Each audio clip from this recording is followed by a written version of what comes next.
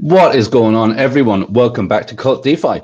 This is the channel where we bring you really the latest and greatest innovations in tech in decentralized finance, quite specifically on Pulsechain, but even more specifically in the Dev Jacob ecosystem on Pulsechain. We have a lot going on. There's a lot going on in the world right now. There's a lot going on in our little corner of crypto, which is Pulsechain, our little corner of Pulsechain then, which is our little ecosystem. There's a hell of a lot going on. Mafia Map is done. That beautiful video that we saw in the beginning, that is from Archie, the dawn of the directorate, probably the most feared group of mafia families in the game, really. We have a special guest tonight. I'm very, very happy about this. It's someone who kind of came on the scene kind of out of nowhere, really, I want to say, across my radar anyway. And about a month ago, I reached out to him. We've been having a chat here and there. And I like what he's doing. He's been on stream with most of you out there, right? A lot of the same people that I've been on stream with. And I think we're kind of aligned in a lot of ways, you know, especially from the whole marketing standpoint. And I think this having someone like this guy over here on Pulsechain, I think works wonders for us, not just literally in terms of eyeballs, but I think also a little bit of morale, right? I think, you know, we've been down in the dumps for a long time, obviously, right? Price keeps going down. We waited 2 years for Pulsechain, all the rest of that stuff. And I can feel a bit of reinvigoration, I'll say, a bit invigorated by all this stuff. I really like what's going on. Hex conference is on, and this guy was actually on here, right? So I'm very, very happy to bring up my special guest. How are you doing, Mr. Shill Gates?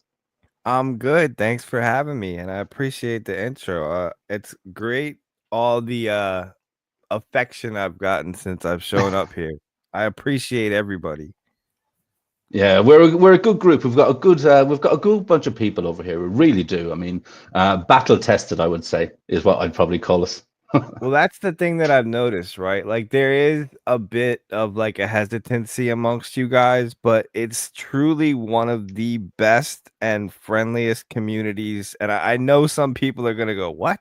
But like it's true. Like I've posed so many tough questions on my Twitter and stuff, and the amount of people that have just come and tried to clarify and help and didn't shout me down or call me stupid, like it was really a testament to how great this community is.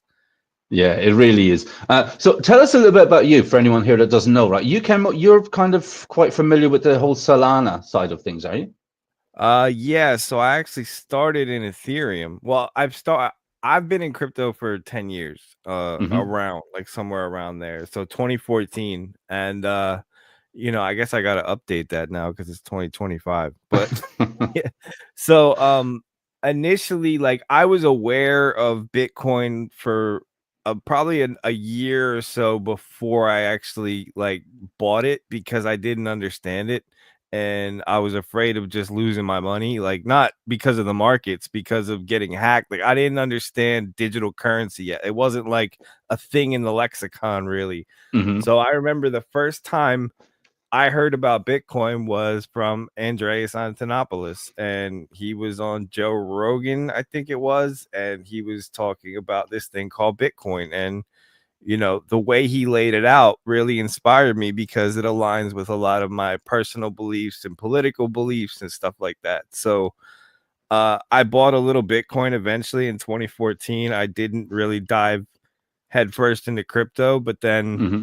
later on, like the next year, I was looking for like passive income ideas on YouTube, and I came across Ethereum mining. And so I had literally just built a beefy editing computer with a GTX 1080 in it. And I remember setting up a miner and starting to mine, and I was seeing the profits I was making just from that one GPU. And I was like, I could scale this. So I ended up leveraging a bunch of credit from money that I didn't have, and I bought like all these graphics cards, and I ended up building like these rigs just on these wire stands, and it's like 10 to 15 GPUs per rig, and you know it was just a nightmare. And so a lot of heat, a lot of noise, and you know I that was my entrance into crypto. But because I now had this mini mining farm, I I really dove into the markets and started understanding, and then I started mining other coins and doing spec mining and stuff like that. So for me, I just really became obsessed with crypto, and that's when I started the Shill Gates thing, because I was just trying to keep up with the news, and I thought it would be funny to have like a character and a name. And I'm from a city, so I kind of made him a little street, and never expected to become a quote unquote influencer. It just kind of happened. And then once I had all these followers, I felt this responsibility to them. So I would always just try to educate and share things that I've learned along the way.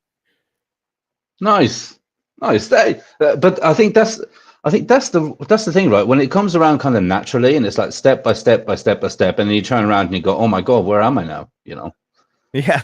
Well, it's been quite the journey. I mean, I've had like all expenses paid trips. Like even just 6 months ago, I got invited to Dubai by a large trading platform that I helped kind of grow from the ground up doing some of my marketing stuff. So I have a lot of contacts with a lot of what are now considered like the top platforms and the top people. But back when Nice. I started, they were just coming up like me. Like they were all, I remember when CZ Binance was kind of a nobody. I remember when Sam Bankman-Fried was literally just a guy on Twitter. Like he didn't have a company yet, and he kind of just was one of us. And speaking of Pulsechain, I remember when Richard Hart barely had any followers and was just kind of scraping by just like the rest of us. The top hat era.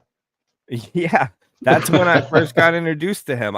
He's been on my radar for a long time. We've had tons of interactions like on Twitter. I've never spoken to him personally, but like we were both community members and we were both kind of well known. And I know for a fact he knows who I am. Perfect. But Well, people don't realize. I think Richard knows who the majority of people over on Pulsechain are. He's scouring Twitter the same as the rest of us. I guarantee it. Yeah, well, because like that's the thing that a lot of people that are here may not realize. Like he used to be very involved. Like I'm not even talking like the live stream. I'm talking like he was constantly in my replies. Like he was a reply guy. Like he was just in the trenches of crypto Twitter with every ecosystem. Like before Hex.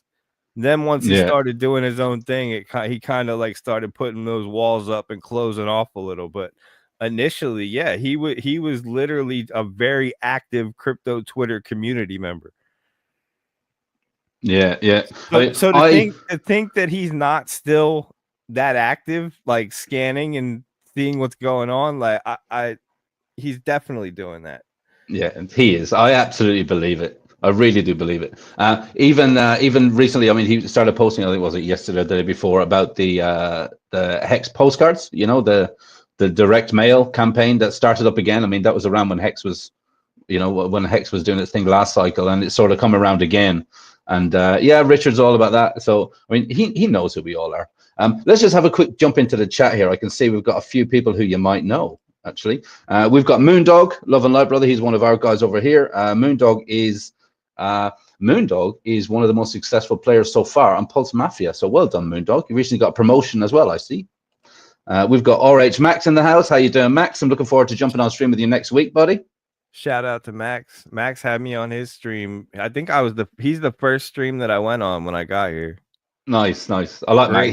He's dedicated, isn't he? He's dedicated. Absolutely. And by the way, for anybody out there listening, Max has some of the best tutorials in the game. I remember I was looking to set up a validator node, and Max is the video I stumbled across, and like he puts out great content.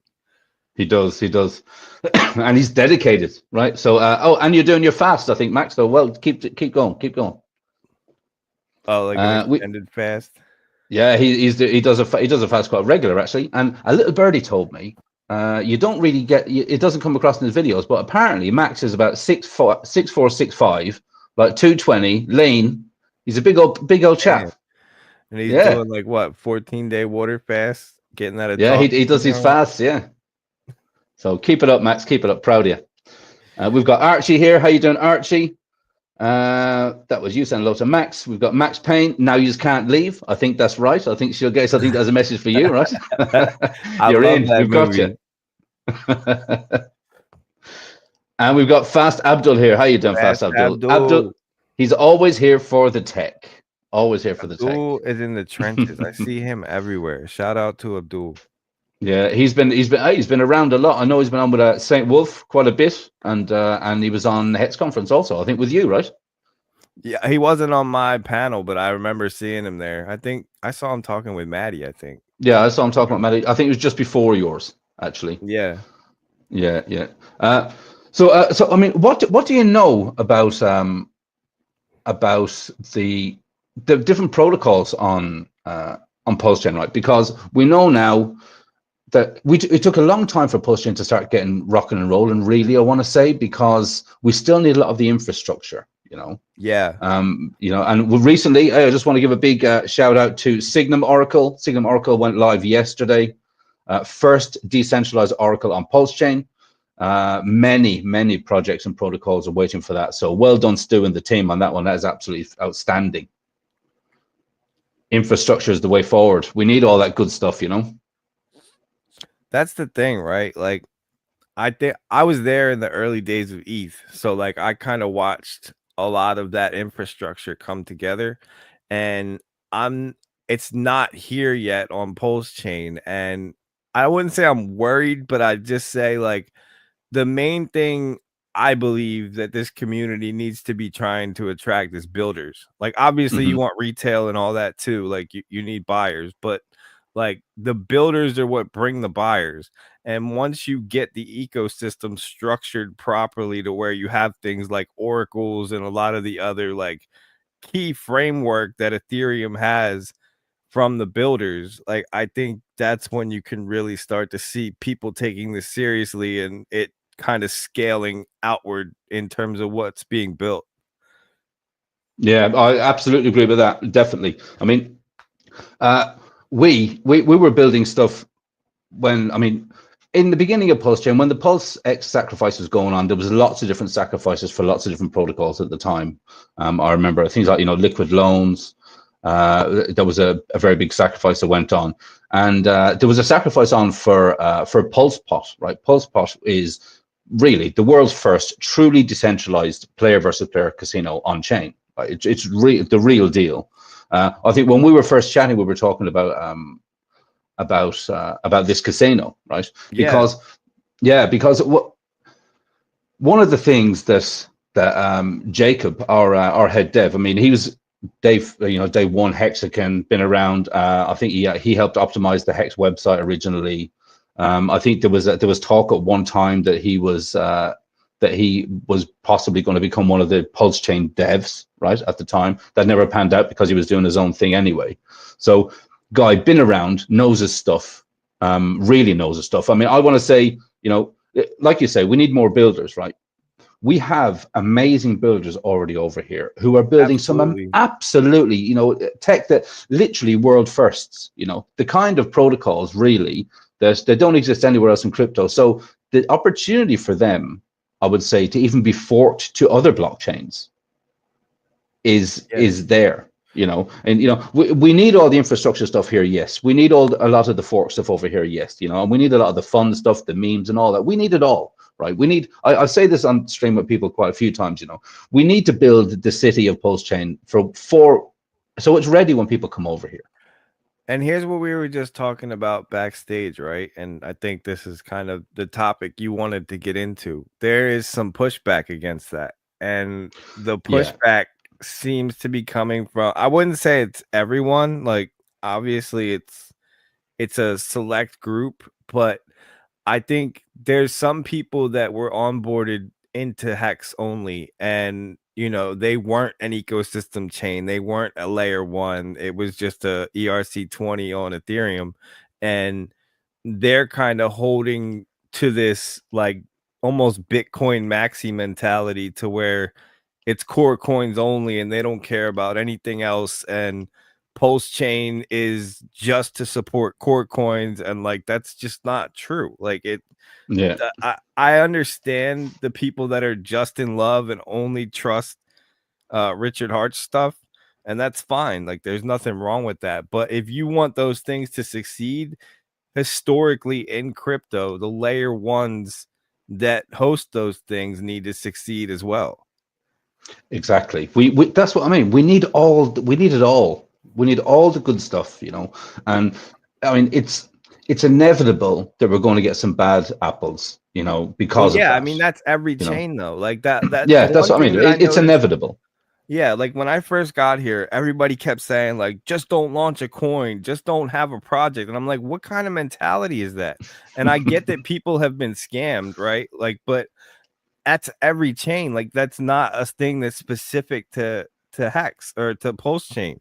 So it's like you have to expect the scams and the rugs and just kind of do your best to educate the community on what to look for when you're analyzing like on-chain activity and tokenomics and stuff like that. No, exactly, right, exactly. And that's why I think we need a lot of these, these thought leaders like Max, like yourself, like Crypto Coffee, Matt, all of those guys. Like we need all of that too, because the more people that come over here, especially with some of the stuff that's been built over here, they're kind of geared towards people that already know crypto. They already kind of are able to navigate around. But it's inevitable that we're going to have a bunch of people over here who have no idea. Just they see something shiny, or they see Richard Hart pumping everyone's bags, and they want a piece. So Yeah. so we need all of that. We need all of that good stuff. And in order to do that, we need to build out a lot of the really cool stuff. And I think that's what we're doing. Yeah, and I'm not telling anybody what to do or how to think or how to feel, but I would suggest really trying to get rid of the scarcity mentality, thinking that anything else that's built on Pulsechain is taking away from PLS or Hex or PLSX. Like historically, if we look at all the other layer ones, everything that's built has only added value to the main assets. And you could argue that, if Ethereum was just a standalone like Bitcoin, like it probably could have been even higher. But Ethereum has been so massively successful because it exists to be built on. And we just saw the same absolutely. thing with Solana. Well, I mean, I don't really mess around too much on Solana. I don't really have an experience over there. But I mean, a chain that keeps going down and breaking is probably not the best Well, yeah, but I advertising. mean, like the one thing that But still, people, people are over there. yeah, and it works. Like those were things that happened in the early days, and I'm not here like Solana Maxi or anything like that, but like you have growing pains, and developers know like there's bugs sometimes. I mean, they just found Pulsechain found a bug in Ethereum years later, so like it happens, and there's definitely some arguments against Solana, and there's things that people don't like, but it is a great user experience, I'll say that, and it's cheap. Like I don't have any issues when I'm moving Solana around. Yeah. Well, one of the things that we're trying to do here in our team, right? So we launched PulseMafia.io. Right. So Pulse Mafia is it's basically Pulsechain's own metaverse, right? So it's a game. It's literally a game where people can create a character. You can join or start a mafia family. You can claim land, build up an inventory. You can do heist. You can do smuggling and all of that good stuff. And all of that stuff gives you yield, right? So literally, it's play. It's not play to earn anymore. It's play and earn. You're trading your time for being able to earn in this game. And we were talking a little bit about about I don't want to really call it blackballing or anything like that, right? But it is kind of Pulsechain is being gatekept, and there's a lot of protocols on Absolutely. Pulsechain itself which are also kind of being a bit gatekept. I want to say people they want to until they really see them working, they're afraid to take the step. Do you know what I mean? Well, that's the craziest thing to me, right? Because Pulsechain and Hex have historically always been gatekept, but now members of the community are gatekeeping other people in the community. Yeah, It's yeah. weird. Like it's like you guys have experienced so much of this, and now you're turning around trying to tell other people what they can and can't build. It blows my mind. Yeah, but you know, I think we're always going to have that. I think that's like siblings fighting. Yeah. You know, Well, I mean, we're all family. You know. it's a diverse group, right? Like you're going to have different opinions, and some of those opinions are going to be more dominant than others. And from the top down, I've always noticed like a lot of these core people uh deeply follow Richard's opinions, and they hold the same opinions as him, and it's kind of like spread throughout the community to where there's a lot of anti going on. Hmm. And Richard's I always think been that's the pretty cult. anti. Yeah, I think that is that's the cult that we're in, right? The cult of Richard Hart. But it's such like a there's like a weird like contradiction there, because he's always come out as being relatively against other things and relatively against a lot of startups and stuff like that. But then he creates a layer one, which is Yeah. where all those things are built. So it's like I don't like I would love to be in his brain to understand his master plan and his true view, because he has a layer one now. He does. He has a layer one, and he kind of does like soft shell, I guess, things that he likes, right? I mean, he has done. He has definitely done in the past. I think right now he's kind of his hands are maybe tied at the minute. You know, he can't really talk Yeah. about too much of the stuff that's going on. But you know, build this and build it and build it until that time will come, because the time will come, right? Then again, even saying that, I mean, even if he does a Satoshi, would it really make that much of a difference this stage? For marketing and new onboarding, I think a lot of the protocols and projects that are being built and the teams that are already working, uh, we have the So reins. yeah, but that's DeFi, right? Like that's the whole Yeah. purpose. You have a founder, you have a dev team, like they fix like little things that may crop up, but like it's supposed to just exist. It's not supposed to be steered and driven by somebody. Like that's the whole point. We're getting away from that. Hmm. Yeah, no, I definitely agree with that. I definitely agree with that. But I think we'll get there in the end, right? We'll get there in the end as long as, you know, people keep building, keep doing exactly what we're The doing, right? community is the greatest asset. And when I say community, I mean the builders too, right? Like the people that have just kind of picked up the torch, and the content creators and all the people on X, just the even you just said the Hex postcards, like all the people like kind of bootstrapping this and doing it organically and DIY from the ground up. Like this is the most impressive community I've ever been a part of in anything, but especially in crypto. Like I've never seen anything like this. That's good. I like to hear that. I think that's because I think that's exactly what it's about, you know. So many people have been burned for such a long time on waiting for Pulsechain first off, just literally waiting for Pulsechain to come around, you know, and then it came around, and it took a while until everything. I don't want to say everything started working properly, because I mean it's, you know, it's the layer one itself works, right? Yeah. Obviously, you know, obviously protocols need to be built on top of it to get all the people over here. We need things. I mean, if you think about it, right? I don't believe it was ever in Richard Hart's mind that, you know, I would build Pulsechain and my core coins are going to drive the chain forward, right? Because if you think about it, right, you know, Hex isn't going to keep validators happy. I said this the other day. You know, Hex is definitely not going to keep validators happy, because technically it's 2 clicks in 15 years, right? Yeah. That doesn't keep the layer one, you know, the layer one going. You need protocols out there that are generating lots of transactions, right? That are generating lots and lots and lots of traffic. Again, that's why. Again, I'll come back to Mafia again, right? So this game that we have, because in Mafia, literally, you know, by running around in this metaverse, by managing your land, managing your character, doing all these heists. I mean, it's literally transaction, you know, on the blockchain, click, click, click, click, click, like Yeah, non-stop, that's you know. cool. And yeah, and I think that's what's going to keep. That's what's going to. It's number one is going to keep the chain, you know, ticking over, right? I remember at one point that so the protocol that sort of morphed into Mafia, that we had. It was called Thank You, Richard Hart. At one time, that was responsible for 10% of all the transactions on Pulsechain. That Wow. one protocol. And Mafia now, which what we have is a bigger, better monster than that was, right? So this is going to be absolutely, I was trying to get in touch with David Fader, because he's the #1 validator on Pulsechain.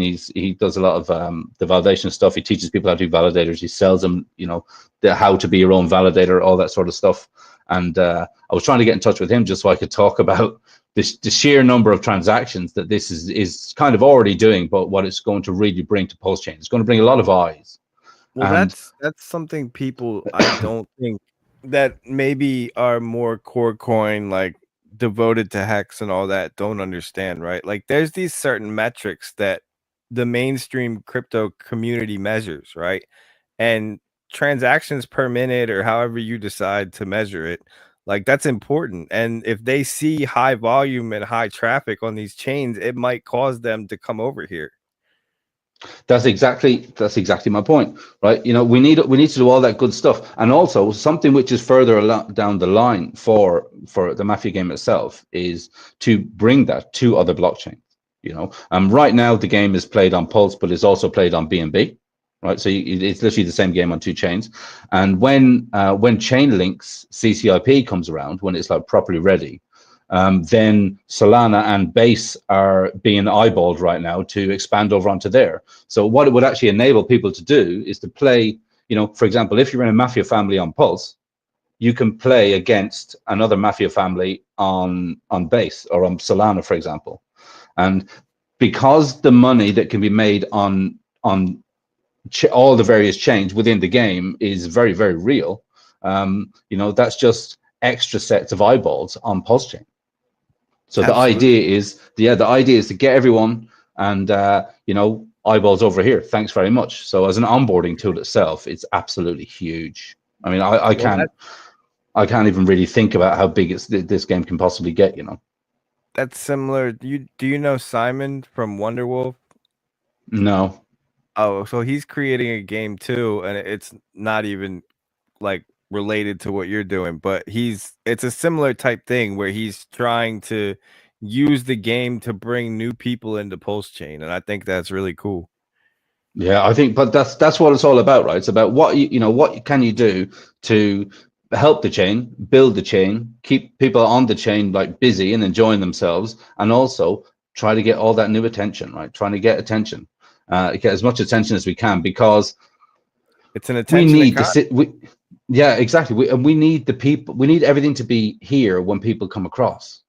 Yeah, because if people show up and they go, oh, like this isn't built out. Oh, this isn't what I thought it was. Like they may fall in love with Richard Hart's stuff. Like that could happen too. But like I think most of the DeFi guys want to see a true ecosystem and somewhere that they're going to invest their time and energy and money. And to have that and to call yourself a layer 1, it needs to have all these things that other layer 1s have. And it's still being built here. And it's cool. It's cool watching it all like come together and be built. But like, I think the issue is I can't tell what it is for real. Like, is it because it's just not on people's radar? Because if I was a developer, if I was a builder, like I have a mind like one, but I don't have the tools at my disposal to build. Like since I've been here, I've already come up with 3 or 4 different ideas for things that need to be created to help others like do easier things, right? But like I can't figure out why a lot of these developers and builders aren't seeing this as a massive opportunity to be like a big fish in a small pond type thing. Yeah. Excuse me. Yeah, I think, I don't know. I can't believe that it's all down to Richard, right? I don't think people are like, oh no, Richard, I don't want to touch it. I can't, honest. Yeah, exactly. Right. I can't believe that that's the case. I think people just, they just have to really just get over here, right? And one thing I don't know who was talking. I was watching you on with someone the other day. I can't remember who it was now, but I remember what you were saying. You were saying this, the X algorithm, right? So everyone in Pulsechain, because we like Pulse and because we follow people in Pulse and follow hexagons and pulsecons and all the rest of it. So 90% of the stuff that we see in our feed is just going to be that. But anyone from an outside blockchain, for example, someone on Solana, they don't see anything about Hex at all. None of it. Like, listen, I literally never. The only reason I even saw Hex was because Hexologist followed me, and he literally commented, like, he always has historically, like, replied under my posts, just as a friendly person. Like, he was never shilling me anything. Like, we just always have these fun back and forth where we, like comedy and stuff. And I never saw anything about it at all. I had no idea you guys had this cool thing. And I'm, online every day, checking my notifications, checking my feed, like staying in tune with crypto. And it just wasn't there. And I think a lot of it is these people don't understand and don't even know what you guys are building over here, because they've heard of Hex and they've heard of maybe Pulsechain, but they just never looked into it. And now it's not in their attention economy feed anymore. Well, we're going to try and change that, especially the stuff that we're doing, right? Because, we built right now, I want to say, right, so Pulsepot, the casino, world's first, really, decentralized player versus player casino on chain. We have a whole rebrand coming around because, again, we want this to be sort of chain agnostic.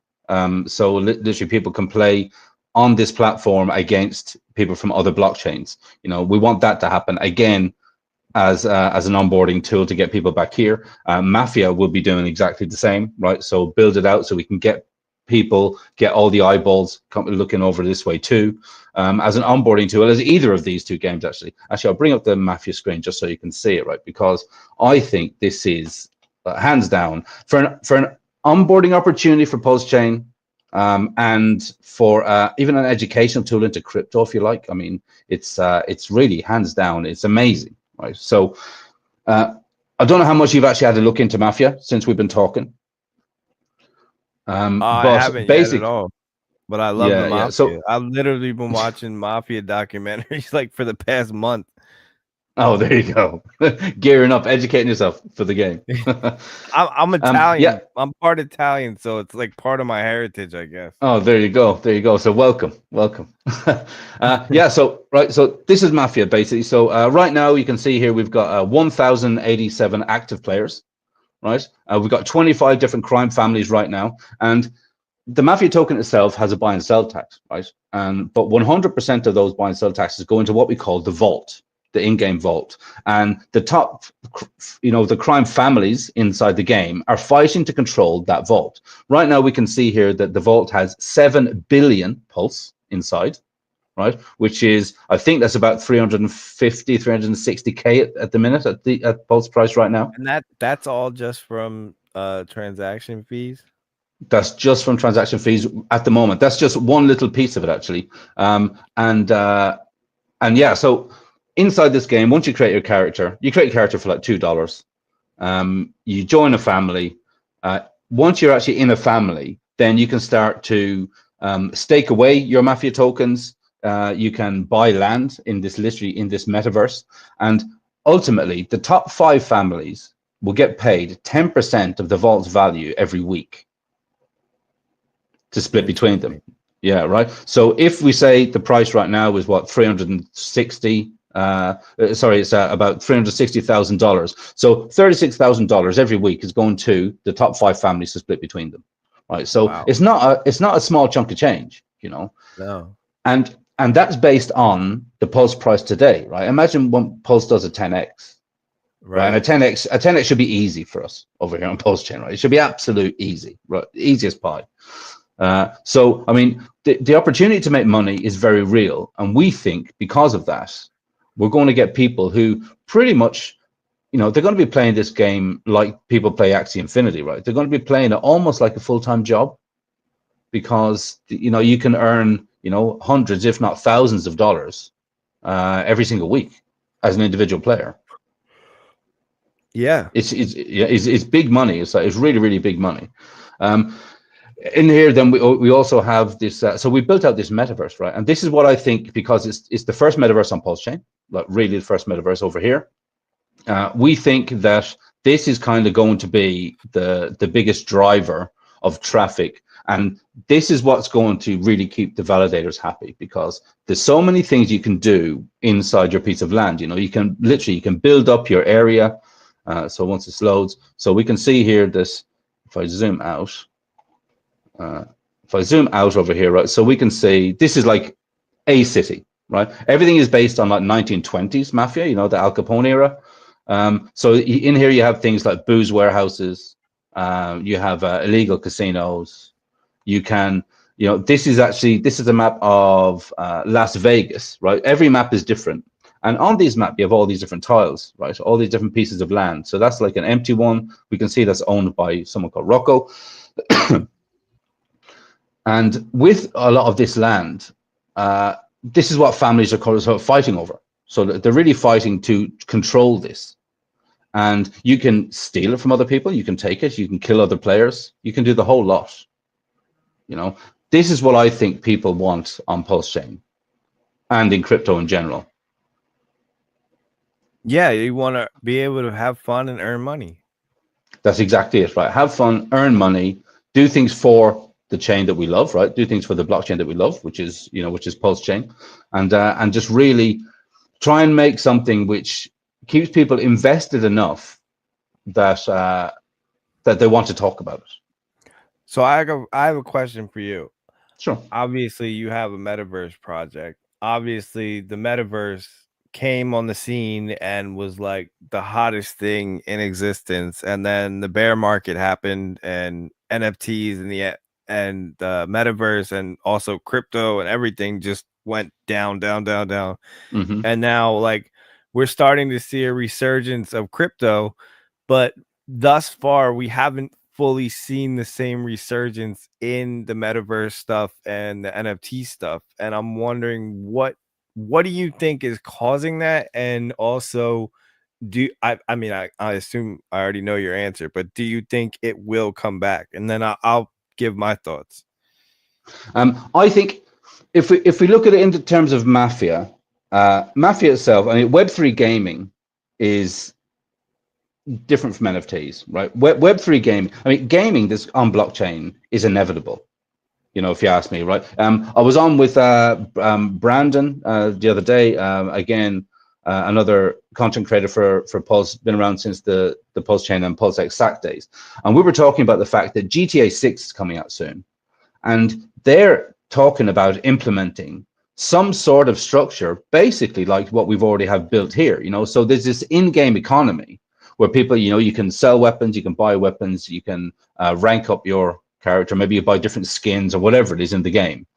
And I think that they're kind of late to the, they're late to the table, right? They're late to the game because we're already building something out like that. So if we talk about NFTs specifically, I mean, if we talk about, the monkey JPEGs and stuff like that, I think they'll come around maybe at the end of the cycle. They come back around.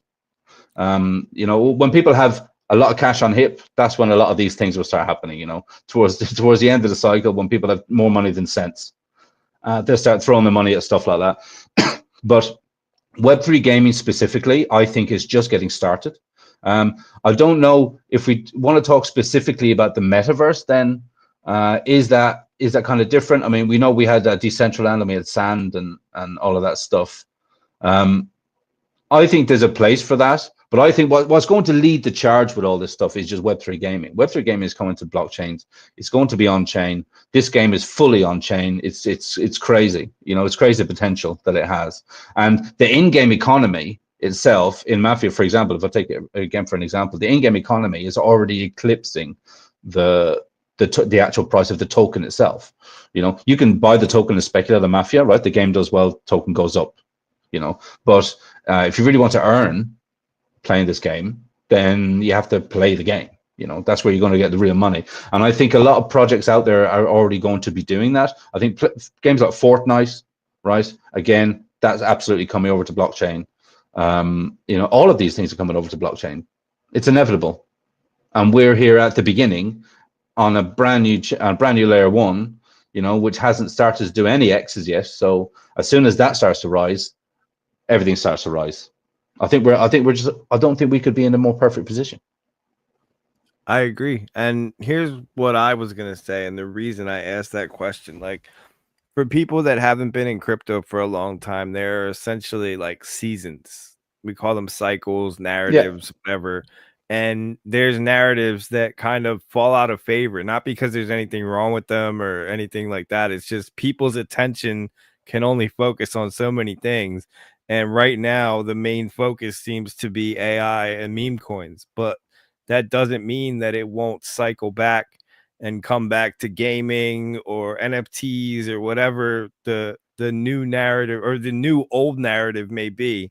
Like there's always going to be this changing of seasons and cycling of narratives. Mm-hmm. No, absolutely. It changes all the time, right?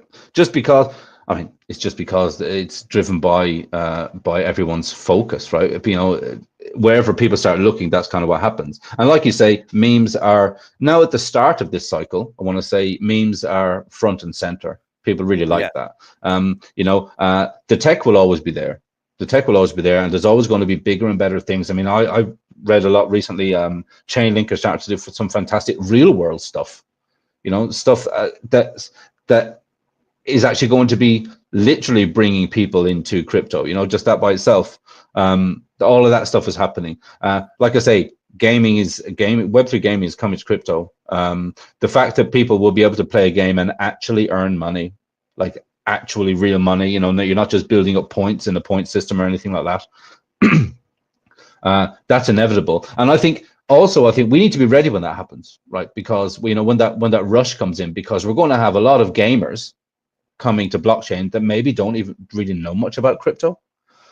We're going to have that, and we're also going to have a lot of crypto people who don't really know much about gaming that come over and try to earn this sort of money. So, you know, we need to have all of that, all of these conversations and educational tools and all that stuff ready. Yeah, I agree. And, you know, it's surprising to me that the gaming isn't bigger because of how big of an industry gaming is. And also because in my experience, most people involved in crypto tend to be gamers. Like it's a very like they kind of go hand in hand. Like most guys that are into gaming are also into crypto. Yeah, I mean, if you look, I think there's a game. I'm trying to remember the name of it now. Off the Grid, right? Off the Grid, relatively new game, Web3 game, responsible for something like, I think it was like 1.5 million crypto wallet creations from gamers coming to blockchain to play this game.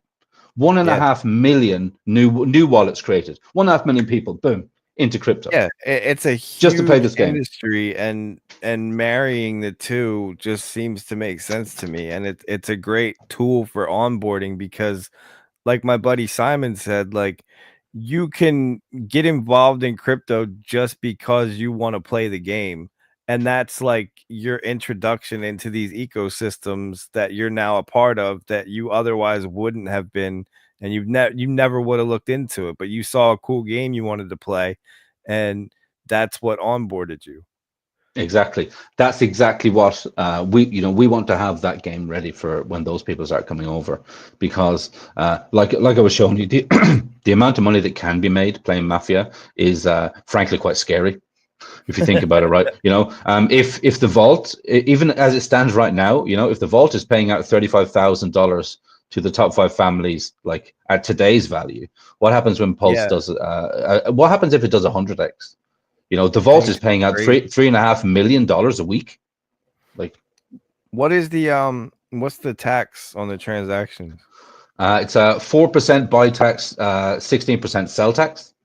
100%, like I say, 100% of those taxes go into feeding the vault, and then I was just gonna say it also inspires holding because of the sell tax. Yeah, not just that, right? There's a number of different aspects of the game where staking the Mafia token away is beneficial, right? Because we have the Mafia token is traded, you know, on dexes, and then inside the game, you can open. You know, you can open crates to build up an inventory, so you can get things like guns, armor, bullets, you know, health, all of these sort of things, which you need to rank up your character in game. Once your character is, you know, ranked up, you're kind of protected if anyone tries to whack you, basically. Yeah.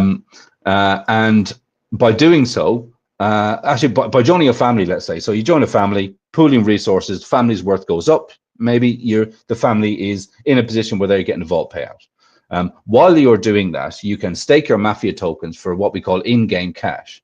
The in-game cash is literally just in-game. It's not traded outside, but there is a ratio in-game cash to Mafia. So when you earn in-game cash in the game, you can bridge that out into Mafia, and then you can go and do whatever you want with your Mafia, right? Your Mafia token. Also, by doing a lot of these heights, but like we had a look at the map just there, by ranking up your buildings, if you like. So if you own some of these lands, some of these land tiles, and you rank up the land tile, you can start earning city inflation, what we call it, from the land tile. So if you ranked up and you had like a hotel on a piece of land, that hotel every 24 hours is paying you in-game cash for having it, right? Because in the game, we like to say, you have a hotel, people stay in your hotel. There's in the Mafia game itself, there's over 50 ways you can actually earn. Like you can rob a hot dog vendor, get some, through an RNG, you can get a small little win. You can rob a bank, you can smuggle things like we saw in the video in the beginning of this stream. So like with over 50 different ways to get paid, people come in and they stay. So, even if someone said a while ago on a stream that I was on this, it won't take long before the in-game economy itself absolutely outshines the Mafia token itself, right? Because, you need Mafia token to get into the game, but once you're in the game, you're playing with this in-game cash. If you choose not to bridge it out to Mafia token, the full economy of the game is in the game itself, and it's literally only people that bridge the Mafia token out or people that buy the Mafia token and speculate on it that really has an effect on the Mafia token price, really.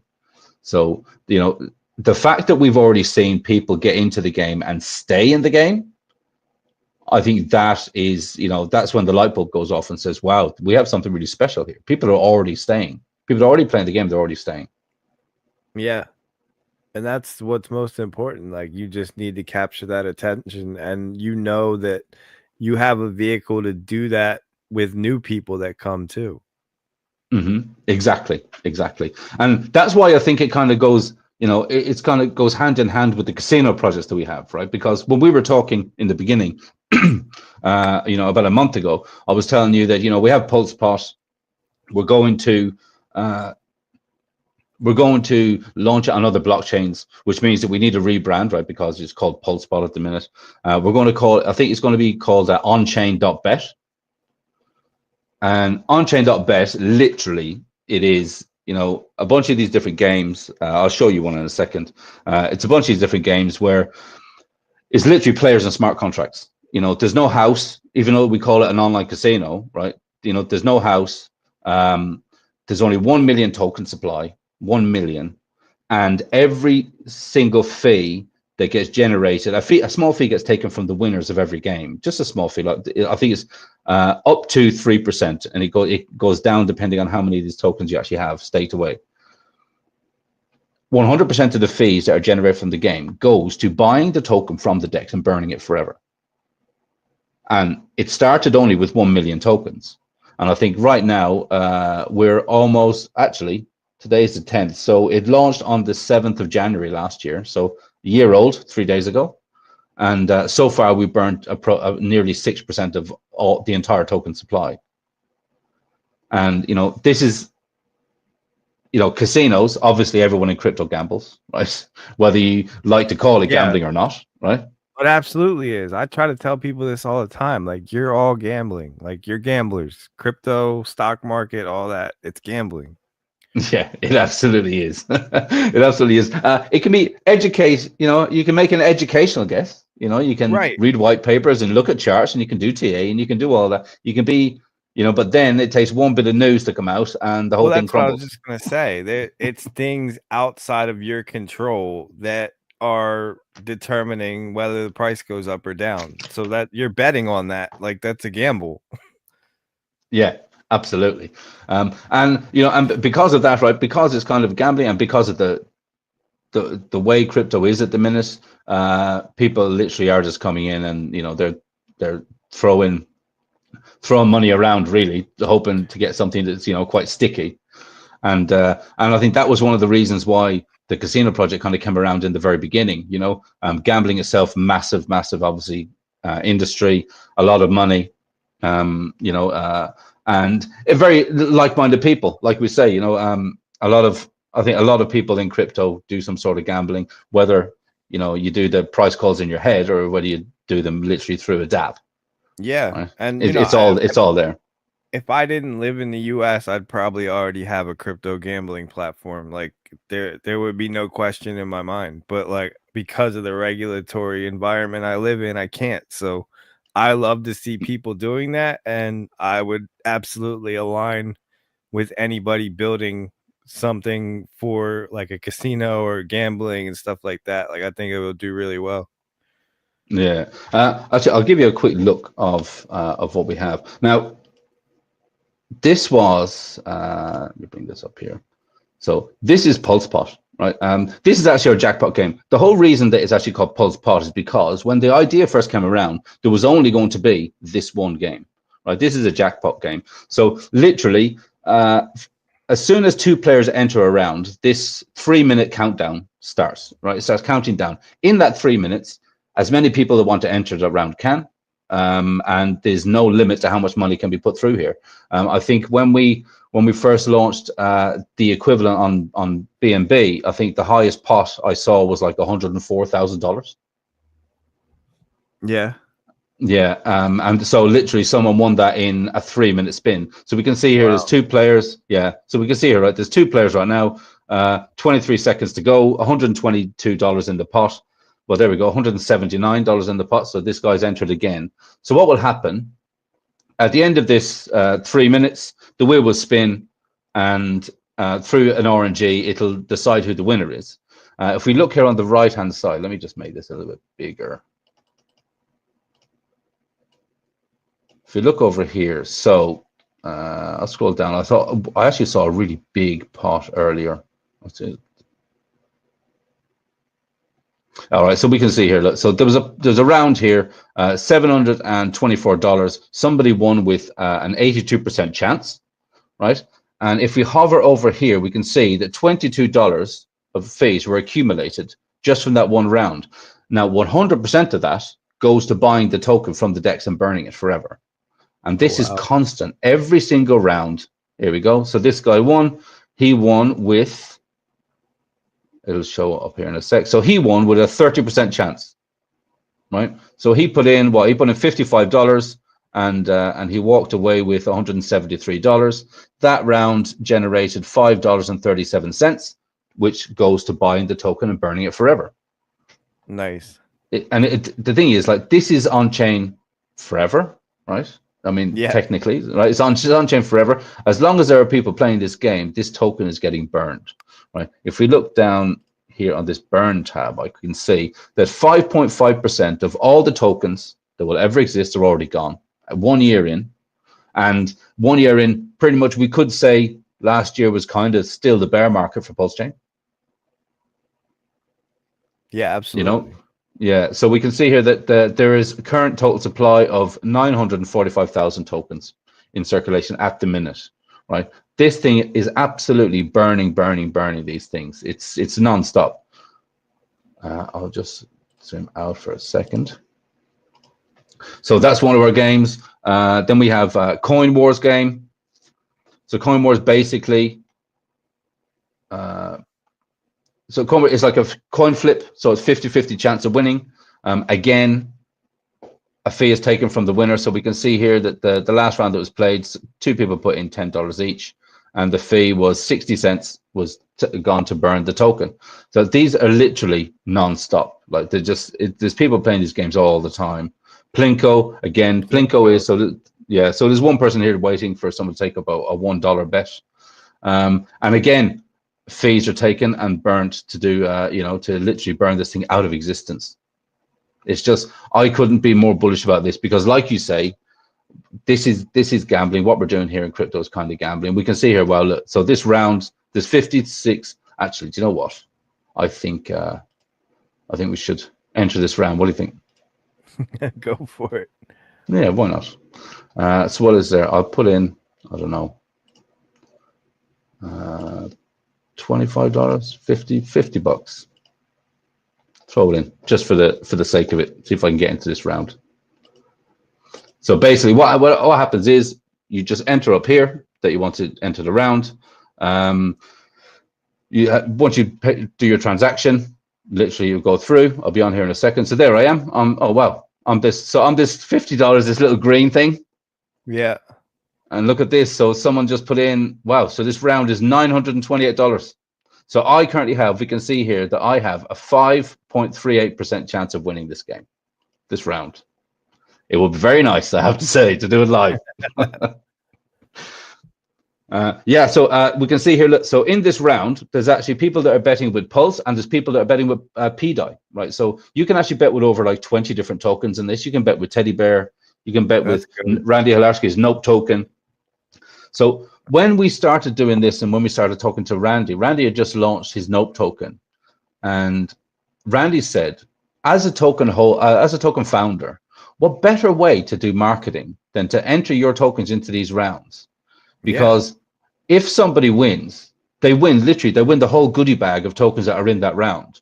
And it's kind of up to them what they want to do with it, right? So imagine that you won, imagine you didn't know what PDI was and you won this round and you say, oh my God, what is this PDI thing? Let me have a look at it.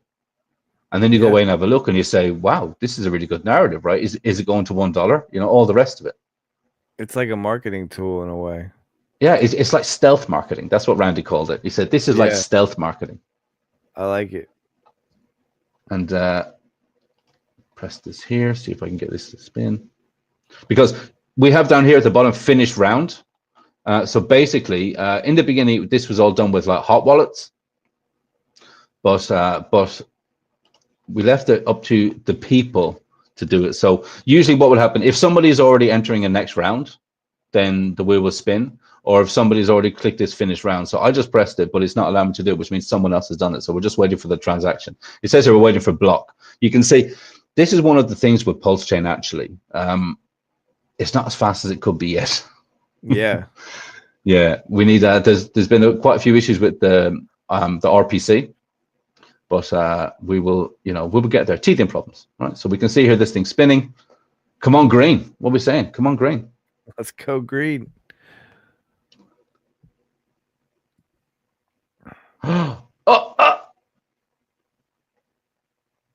my God! No Look at that. That's amazing. Here we go. Congratulations, right? So I just won $900. That's incredible. There we go. $900 from a $50 bet. Wow. That is wow. Well, there you go. I guess that's the good luck that you bring, brother. Oh, yeah. It's gotta be me. Wow. See, there you go. So yeah, that's how easy it is, or hard it is, I guess. Right. So I won. Look at that. I won with a 5.4% chance of winning. Right. That's the incredible. lowest chance that I've seen in this game was, I think it was like 0.14%. Wow. And that person, I think they won about $1,800. And yeah, so I think they put in like, I don't know, like $11 or something, and they won like $1,800. It was absolutely insane. Yeah. So that round generated $27.86 for the protocol just to buy and burn the token. And like you can see, this is non-stop. This game it doesn't stop.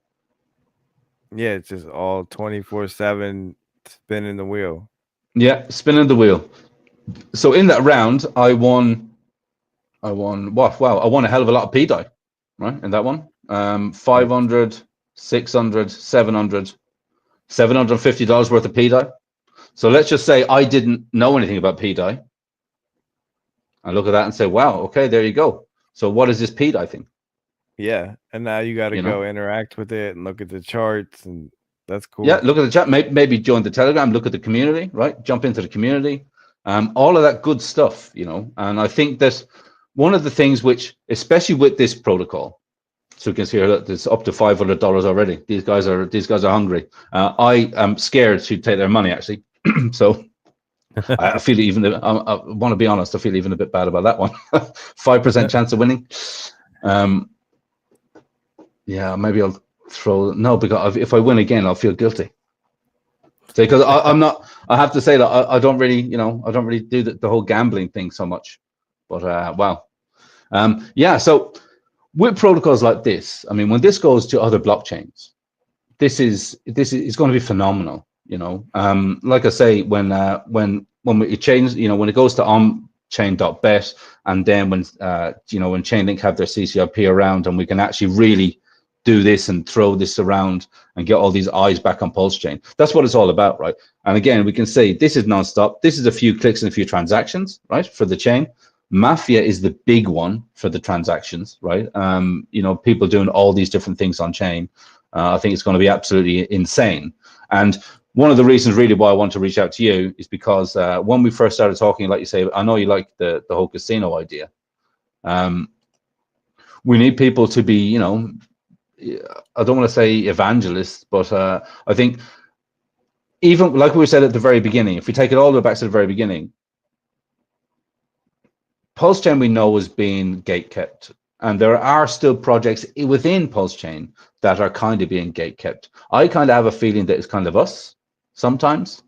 Maybe it's I don't really know. Hex people, man, hex people.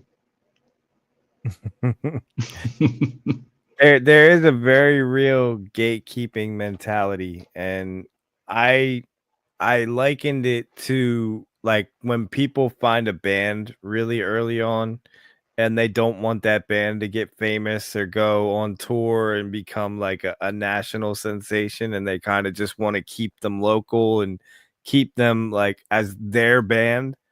Like there's a lot of that going on, I think. And obviously there's finances tied to it too, so people are afraid of losing market share. But like, to me, that's just such a limiting way of thinking and a limiting way of looking at it. And for it to be coming from people that have also been gate kept by the greater crypto community, it's just a really weird dynamic where they're becoming everything they claim to hate.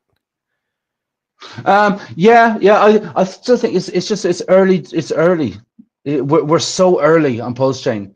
I also think we don't really have a set direction yet.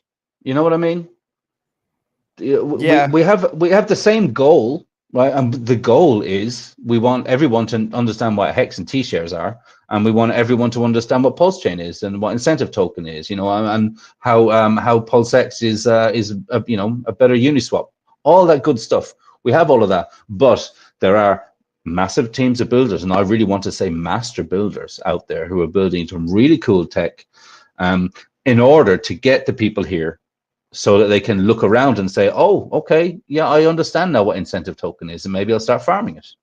Well, yeah, and that's the thing, right? Like, builders bring new people, and those new people now have to interact with PulseX or one of the other dexes. They have to interact with PLS.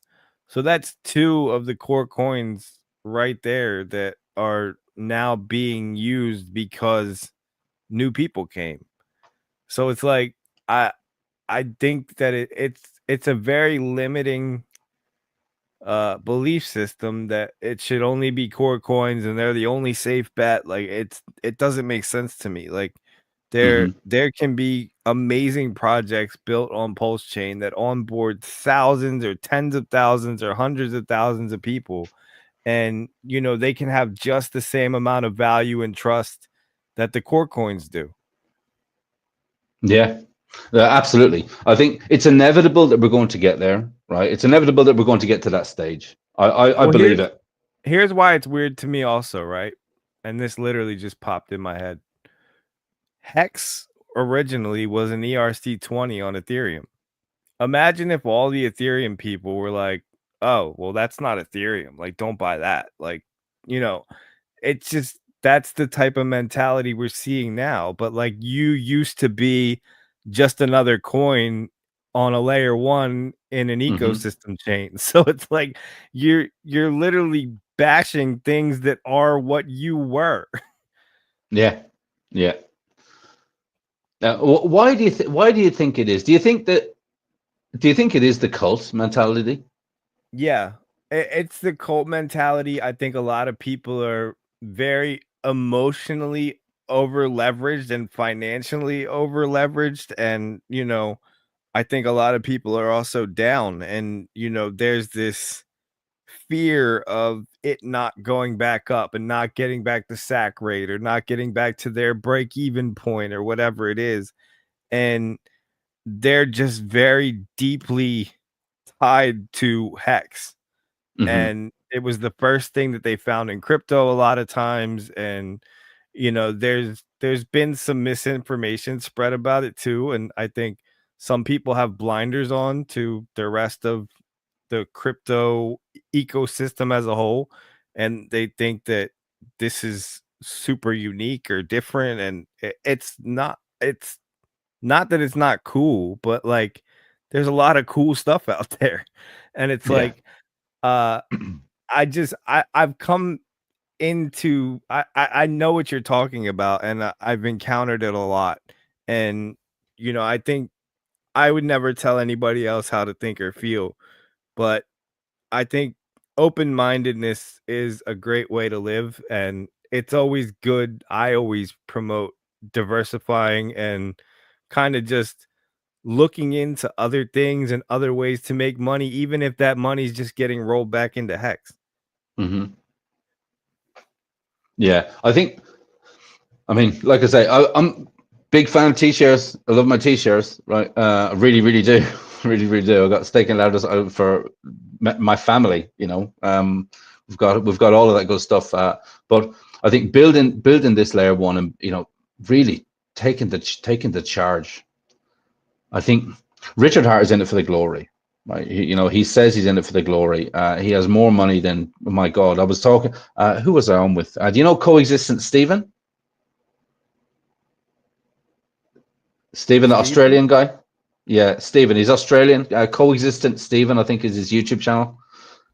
We were streaming a couple of weeks ago, and we said that if Richard Hart has the OA bags, the OA wallets, if he does, then at the height of the last cycle, when Hex was its 55 cents or whatever it was, on paper, he was like probably the richest man in the world. Right, but he can't sell it. That's the Yeah, thing. exactly. Yeah, but I mean, Because but if he sells but it, isn't that the glory, right? Isn't that the glory? Now he's got his own layer one, and again, he has he might potentially have the OA bags too, I and want to he's know if he can borrow against it. well, you know. Do you know Godwale, the real Godwale? I don't know him, but I've heard of No, him. but I mean, but like of Godwale. Yeah. Godwale's been very quiet so far. I think a lot of people are waiting for that. There's a lot of things people think are going to sort of repeat because Hex did its 10,000x. There's a lot of people I think that's going to repeat, and I think they're literally waiting for that. Like you say, the bags are down. They've been holding strong, throughout the bear market. I personally don't think that the bear market is over for Pulsechain. All these Not other for chains are Pulsechain. doing great. No, we're still in the bear market, I believe. Well, For you're us, also just because dealing with we a keep getting lot of. kicked in the nuts. Well, yeah, that's what I was just gonna say. Like, you guys are fighting such an uphill battle with. I mean, we saw it happen to XRP, right? Like last cycle in the bull market, XRP barely moved, and it was because of the SEC. Yeah, yeah. What's your whole thinking on this SEC thing? Do you think we're going to have a verdict anytime soon? I It's hard for me to give a time prediction, but I definitely think that he's gonna win, and that could mean dismissal or an outright win. I think it's looking more likely that it would be a dismissal, which to me is still absolutely a win. They're Yeah. essentially like throwing up the white flag, saying like we can't win this. So to me, I think with the new administration coming in and just kind of the general government view of crypto now being positive, I think they're basically just going to say, all right, wipe the slate clean, leave all these guys alone, like let's throw all these out. But I mean, Wow. That's in 10 days, right? The 20th, I think he gets sworn in, right? yeah, I Is that don't true? know if it necessarily happens that fast. I don't know. Like, it's just we're entering a landscape that is very crypto friendly, and all the anti-crypto SEC people are essentially being fired or resigning. So it's like, I think we see a brand new world in terms of DeFi in the United States, and that is massively beneficial to Richard Hart, Pulsechain, Hex, and everything below that. Oh yeah, I'm looking forward to that myself. So what sort of projects do you look around at then? Because I noticed that a lot of the conversations that you're having with people is more about the chain itself, how to get eyes on the chain. I mean, are there any protocols on post chain that that sort of tickle your fancy at the minute? Yeah, I think thus far, like in terms of, I'll call them Pulsechain altcoins, but just other projects. I really, and I feel like a lot of other people feel this way too. I really like PTGC. Oh I did yeah, it. yeah. Yeah, Coach, I did it. he's a good buddy of mine. Yeah.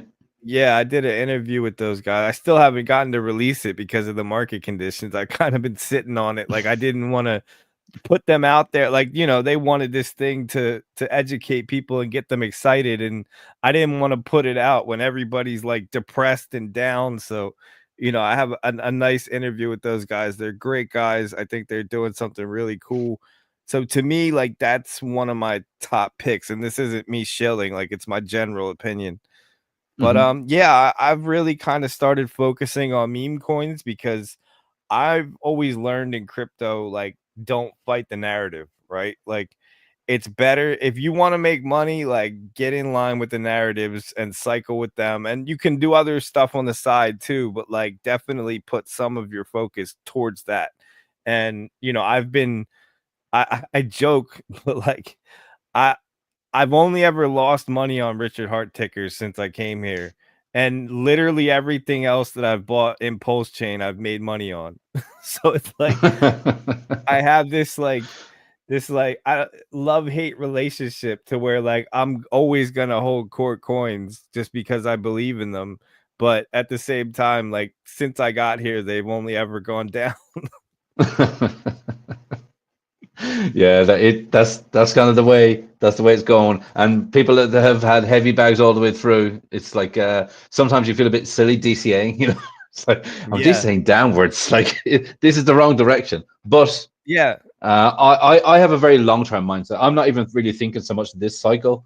A lot of my scope is what happens between now and this time in the next cycle. Like Yeah. that's the length and breadth of it for me. And that's a good way to think. And I want to have fun all along the way. Absolutely. That's what this is all about. Making money and having fun. And you might make a couple friends along the way too. Again, that's the beautiful thing about Mafia, what we were talking about, right? Because we do tout it as like a GameFi and a SocialFi platform. There are people in our Telegram chats that they started playing Mafia. They maybe joined a family, and now they're pretty much talking 2 or 3 hours every single day. And 6 months ago, they didn't, they had no idea who each other were, who they were. And now I think a lot of real friendships are being made over here, like actual real friendships. Yeah, I I agree. think it's great. I've made a ton of friends, like, just in the short time that I've been here, and we talk all the time, and it's something that I really cherish, and I wasn't necessarily expecting all that, but it's been really refreshing and really fun to just meet everybody and kind of build these connections. Yeah, absolutely. Do you have any closing words? How can people find you if they want to start following you and stuff? Yeah, so you could see it on screen. I just have a Twitter. It's at Show Gates. I don't really have a lot of other social media. I do have a YouTube, but I don't really post to it. It's more just like promo stuff when I do like tutorials that I'm paid to do for trading platforms and stuff like that. So if anybody hits you up from anything but my official Twitter handle, it's probably not me. And don't give them any money or information or anything like that. I'll never ask you for anything unless we're talking about doing a business deal together. So yeah, I don't have anything to promote, just myself. And I just want to give a massive shout out to you and the community and all the builders and the creators and even just the people that are here every day, just holding on and forging through this horrible Pulsechain winter. Yeah, we're getting there. I really think we're getting there. It's only a matter of time. And when in doubt, just zoom out, look at it all from a higher plane. If you look at it all down below you and think, okay, like I say, where are we going to be in 2 or 3 years, 5 years, 10 years? That's the plan. Me, right, like, just real quick, on based off the back of the SEC stuff, like, I feel like it's one of the most obvious plays in crypto, right? Like, once that case is gone, I think the number's gonna go up, and it's gonna go up in a pretty dramatic fashion. Yeah. And like that Steep to me, angles. well, yeah, I mean, like, it goes back to what we said. It's a gamble. Like, I'm betting on the SEC case going away, but I think people are gonna be rewarded that took those bets. Yeah, I definitely agree with that. I think our turn is coming. It's going to be our turn soon. Our turn to fly, and hold on tight. Like you say, when this breaks out, I think it's up and to the right, quite steep angles, right? Literally steep angles for a long time. And if it is true, when Ethereum starts to rise, Richard Hart takes that 171,000 ETH that he has, and he starts pumping that into his layer one, then wow. And also bear in mind, every project that's tied to Pulse itself, Pulse starts going up, everything starts going up, everything starts exploding. And it's going to be a very, very interesting year if all of that comes around. I hope it does, because I think it is. I think it's inevitable. It's not like, here's the thing, right? I've told people this, like, I'm not heavily invested at this point. I just got here, right? So like, I don't necessarily, like, financially, I don't really care either way, but I want to see all these great people get rewarded for their patience and their dedication, like the ones that have been here for years and have been down massively bad. And like, I want to see all those guys get redemption. And that's why I'm trying to do my best to help spread awareness about this, because I know what it's like to be in those positions, and it's a really dark place. And I just want everybody to know that it will get better, and DCA is the way, and you just kind of got to keep adding to your stack if you believe in this, and eventually things should turn around. Yeah, no, it is. I think that's it, right? I think in the meantime, while all that is going on and while you're waiting, if you are, if you have any skills in building, go and build. Please, guys, go and build something which build something which is kind of easy if you want. If you have that kind of brain to build something which is really complicated and really works, go and do that too. We need it all over here. We need the we need the really big stuff. We need the really small stuff. We need all the infrastructure stuff, and we need all the mean stuff too. We need everything. Well, that's what drives me crazy, right? Because I feel like I'm handcuffed. Like, I'm a dreamer, I'm a creative person, and I also have a lot of knowledge in crypto. And now, like, I see a lot of openings on Pulsechain to build cool stuff that's legitimate, that would help people. And because of, I guess, the belief systems of a lot of the community, I almost feel like I can't do that, because now they'll say that I just came here to do a vampire attack, or this was all part of my plan. And like, so it's like I have to shelve these ideas, because the pressure that I would receive if I tried to create something just because I love this ecosystem would be so great that it would almost destroy whatever I built. And like, that's horrible. Yeah, you're definitely stuck between a rock and a hard place on that one. But yeah, like, Yeah, I get I it. didn't have any plans like coming into this. It literally happened organically. I wasn't expecting to be a Pulsechain supporter or a hex holder or any of that. Like, it literally happened because of Hexologist, and it was supernatural, and it was just me being open-minded to new things. and discovering this awesome community and ecosystem that you guys have, and then becoming a part of it. And like, I am an entrepreneur. I am somebody that wants to build. I have capital to build. And it's like, I feel like I'm handcuffed to where I couldn't build something cool here, because all I've heard from day one is, you better not launch a coin, you better not build something, you better not have a project. And it's like, what kind of mentality is that? Yeah, well, to those people, I would say, who are you? I don't work for you. Well, yeah, but like, because I'm so public, like, I feel like I would get fudded into the dirt if I launched something. So it's like, I'm not unless even. it works. Well, yeah, but Unless, like, I'm yeah, not even taking like another person that doesn't have the platform that I do could come in and probably launch something fairly easily because they're in the background and they're unknown. But because I'm known, all of a sudden now it would be seen as like, oh, this was his plan all along. Like, he just used us to come here to create something for himself, and he's taken away from Richard Hart and Hex. And it's like, come on, guys. yeah, yeah. I don't know. I don't know what to suggest on that one. I'd say, you know, trying to align yourself with some Well, of, you know, some I of the don't have really any good devs that are out concrete. there.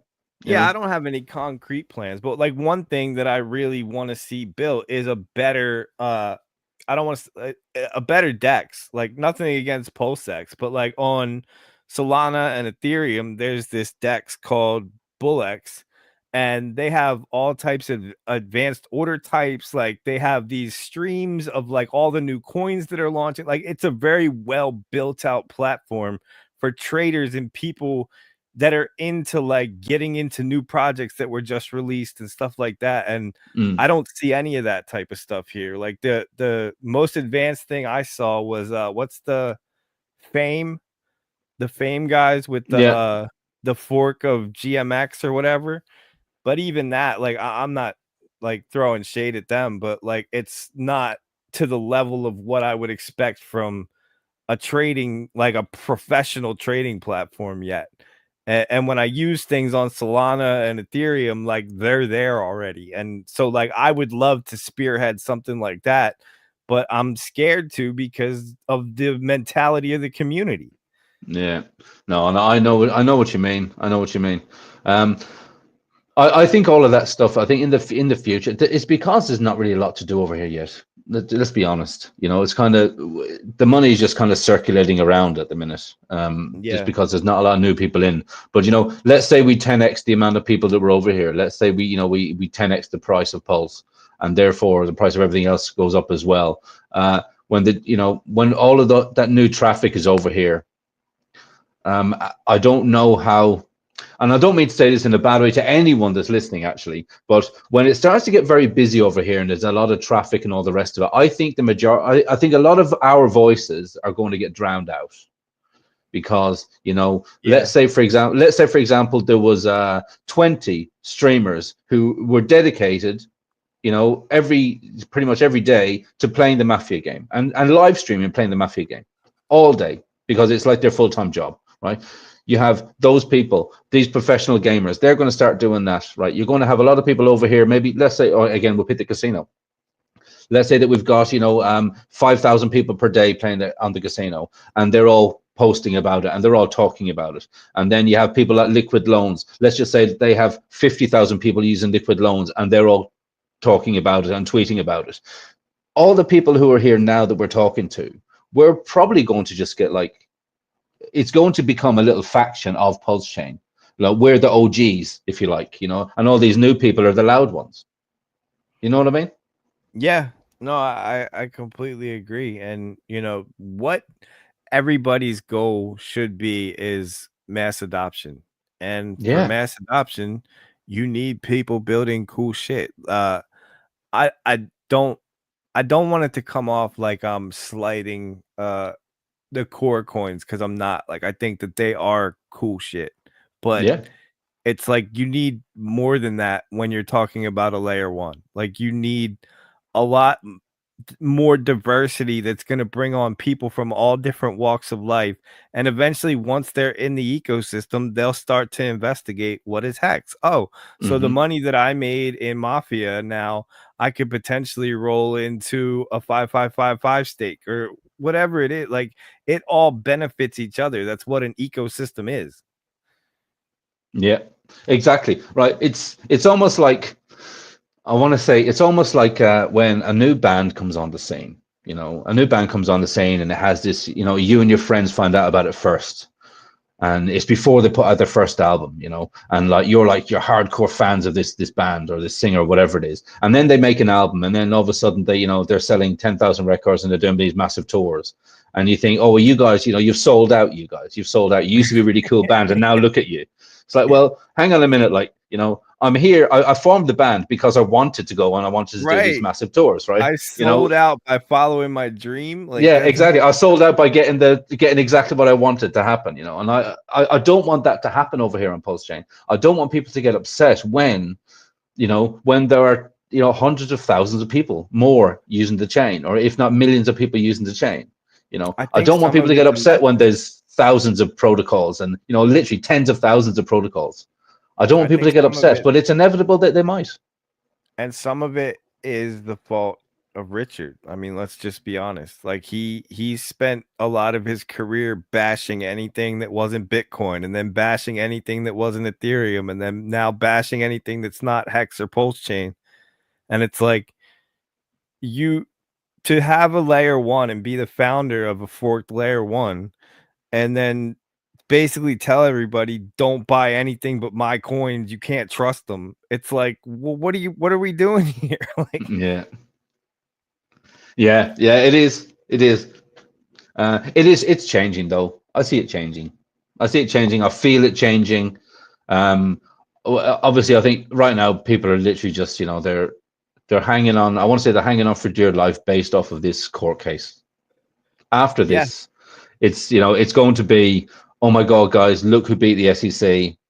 You know, now everybody come over here and build all the really cool stuff. And, you know, we're still going to have the maxis. The maxis are going to do very well. You know, anyone that stakes Hex, you're still earning more Hex every single day. Don't complain about it. That's kind of it. You know, that's it wrapped up in a bow. Don't complain when the good times come. Don't complain when new people are coming over here and the new protocols are being built. And I mean, there's going to be even Richard did say this a while ago, you know, we haven't really seen many rugs over here at all yet. All that stuff is coming. It's coming. Well, yeah, like that's the thing. Like everybody here talks about how many scams there have been. There are not that many scams. Do you guys have any idea how many scams there are every single day on Solana? Like in terms of rugs on Pump Fund and all, like you can literally sit on Pump Fund and just watch the charts, and the chart goes up to like $60,000 market cap, and then just red candles straight down into the dirt, like over and over and over and over and over and over again. It's like literally just every day, rug. So like, I don't think people have a full grasp of just how many scams there are out there and how protected this ecosystem has actually been. Obviously, there have been some large ones. Like I've been educated on Pulse Latina, and the one that just happened, I don't think necessarily was a scam. I think it was just a guy that didn't have a full working product. The Ulti thing. Yeah, Steph Ulti. Yeah, Steph. Yeah, well, that was his second protocol that ran into a problem. Right. So I mean, you could look at that and say, okay, well, that's a pretty bad track record, and maybe there is something bad going on there, like in the background. But like, I don't know. This is DeFi, and it's unfortunately part of the game, and it's a game that we all willingly play. I mean, literally tomorrow, Richard Hart could dump all the OA coins. I'm not saying he will, but like he has that ability. So like you're putting faith in him, but you're not willing to put faith in these other people that are creating cool things. Like ultimately, some of them are going to end up not going well or being outright like scams. Like it's just part of the game. But for every one scam, there's 10 awesome projects that you can make a lot of money investing in. Yeah, I absolutely agree with that. Like, really, I think we're on the same wavelength. Definitely, I do think the good times are coming, right? We know that I want to say now, not financial advice for anyone listening. I'm not a financial advisor. Look at me, just a guy here on the internet, right? But things could get worse before they get better for us, right? We can still, if you look, what Hex is down 50% the last month, Hex on Pulse, 50% in the last 30 days. It can continue to go down, right? But have the conviction that it's going to get better. It's going to get better, right? Things are going to get better. When in doubt, just zoom out of this. Zoom out, take a breath, right? It's going to get better. And if you are a builder, please keep on building. If you have an idea for something, please build it. For Christ's sake, just build it, right? If it's a bad idea, the community will let you know. They'll let you know pretty quick. Well, I was also going to say, like, it's going to get better, but let's all make it better, right? Like, let's all change our mindset. And also, like, even the little guys, like, everybody can be doing their part to spread the word about this. If you're not a builder, that's fine. Like, you can get out and onboard new people and just constantly be positive and spreading the message of Pulsechain and this cool little thing that we're trying to make a big thing. That's it. It's still this little thing. It's still this little thing that we have, and the only way we're going to get there is like what you're doing. Really, I have to say thanks very much for coming on. Coming on with me. I hope that some of the guys here have learned a little bit more about you and what you're doing. It's each one teach one. We just got to keep on going. Keep on going. I think the fact that we have the hardcore maxis, we have the people who are a little bit more open-minded about, yes, because we all love the RH tickers, right? We do, right? That's kind of why we're here, we do. But blockchains won't survive with four tickers. They won't. No, it doesn't work like that. And I need to make it clear, I don't have any issue with the maxis. Like, they're far less toxic than the Bitcoin maxis. Bitcoin maxis are horrible. Like, I can't stand them. But the core token maxi people here, they're not that bad. And I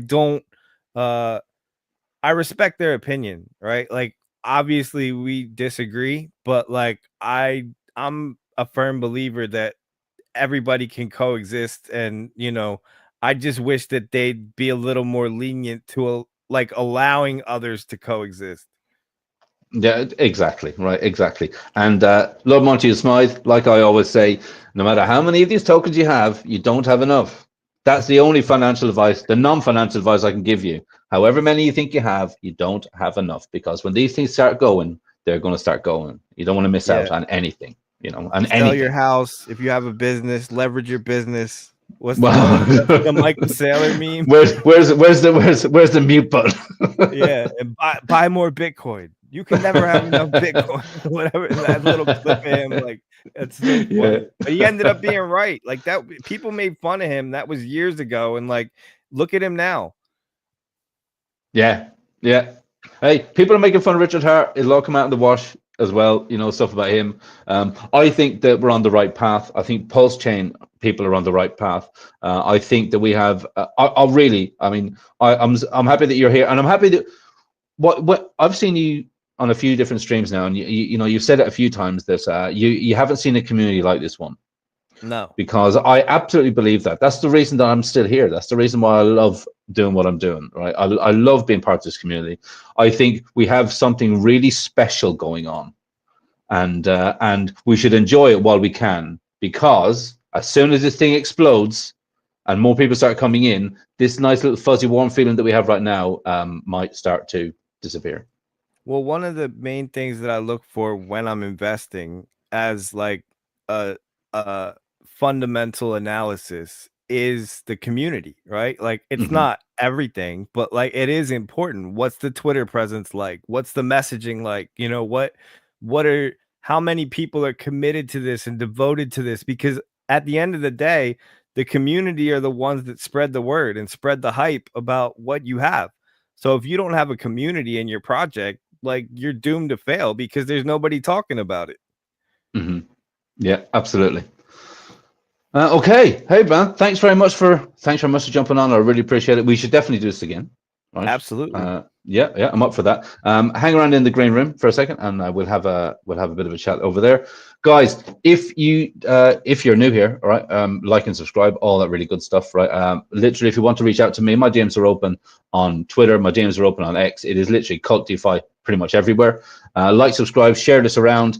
Go and follow my man here. I'm Shill Gates, right? Follow what he's doing. He's been on with pretty much everyone, I think, so far. And and definitely more to come, right? Have a look at Pulse Mafia. Jump into Telegram, t.me/PLS Mafia and t.me/BNB Mafia game. Go on over and have a look. Jump in with the community. Creating character costs you $2, and literally that is the barrier to entry in Mafia. It's $2.50 to create a character, and once you're in and you start doing these heists and stuff, you can literally just be making money. I mean, that's it. You can start making real money. Even now, we have people that are, buying and selling stuff on the NFT marketplace, and they're making a killing right now. And they all started with a $2.50 Mafia character. So that's it. Right. Thanks very much, guys. I will catch you on the next one. We have been going for an hour and 37 minutes. That is great. I like that. Okay, guys, I will see you all on the next one. Really, thanks. Giffordware, it's an honor. Got an anonymous tip, boss. This is it. We stage the heist tonight. And keep an eye on Kool-Aid. He's been known to water the plants. Let's keep the plants out of this and focus on the job.